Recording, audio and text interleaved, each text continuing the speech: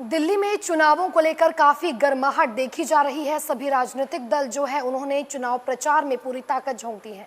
वहीं अब चुनाव का प्रचार जो है वो अपने अंतिम दौर में है और ऐसे में सभी नेता जो है एकजुट होकर कहीं ना कहीं अपनी अपनी पार्टी को जिताने की कोशिश कर रहे हैं और लोगों को लुभाने की कोशिश की जा रही है। वहीं अगर बीजेपी सांसद और पूर्व में केंद्रीय मंत्री रहे अनुराग सिंह ठाकुर की बात करें तो वो भी काफी ज्यादा एक्टिव दिखाई दे रहे हैं।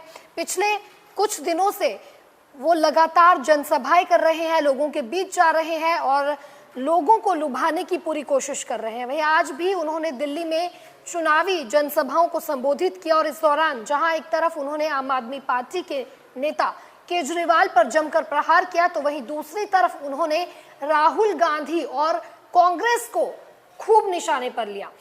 अनुराग सिंह ठाकुर ने कहा कि आम आदमी पार्टी और इसके नेता भारत विरोधी ताकतों के समर्थक हैं, आतंकियों के पनाहगार हैं और दिल्ली के गुनहगार हैं। उन्होंने कहा कि अरविंद केजरीवाल की बौखलाहट, घबराहट और छटपटाहट से साफ दिख रहा है कि दिल्ली में इस बार आम आदमी पार्टी चुनाव हार रही है। दिल्ली की जनता को भाजपा का साथ मिल रहा है और लोगों में जो जोश देखा जा रहा है उससे तय है कि इस बार दिल्ली में बीजेपी की ही जीत होगी। क्या कुछ कहा अनुराग सिंह ठाकुर ने, आइए आपको सुनाते हैं। नहीं खड़े होंगे तो एक सवाल और पूछता हूं।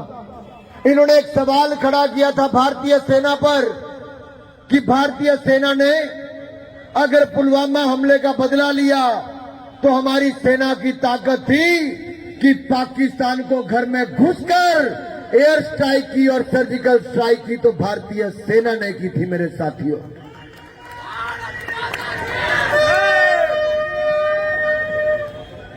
लेकिन अरविंद केजरीवाल जी ने उस पर सवाल खड़े कर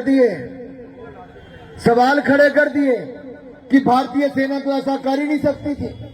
डोकलाम पर हमारे सैनिकों ने मुंह तोड़ जवाब दिया तो अरविंद केजरीवाल जी ने उस समय भी सवाल खड़े किए कि भारतीय सेना कर ही नहीं सकती थी।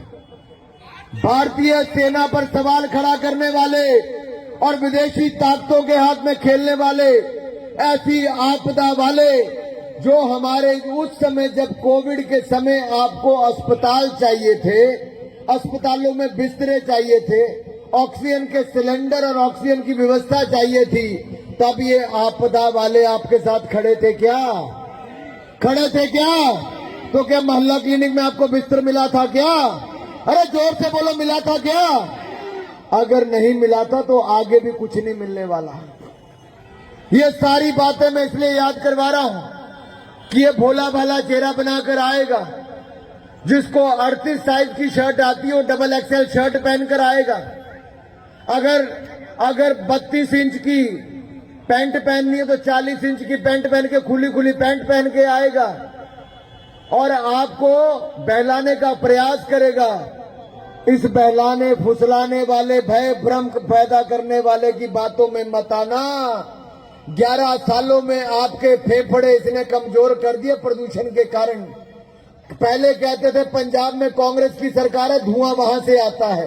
आजकल पंजाब में किसकी सरकार है?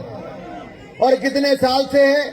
3 साल से आपदा की सरकार वहां पर भी है। वहां पे खालिस्तान समर्थकों के साथ खड़े हो जाते हैं, यहां आकर दिल्ली में आपके शरीर में धुआं फैलाते हैं। साथियों, इन लोगों से मुक्ति पानी है तो मन पक्का रखना होगा और बाकियों को भी मनाना होगा, घर घर जाकर जगाना होगा। रमेश, आज मैं आपके सामने एक उदाहरण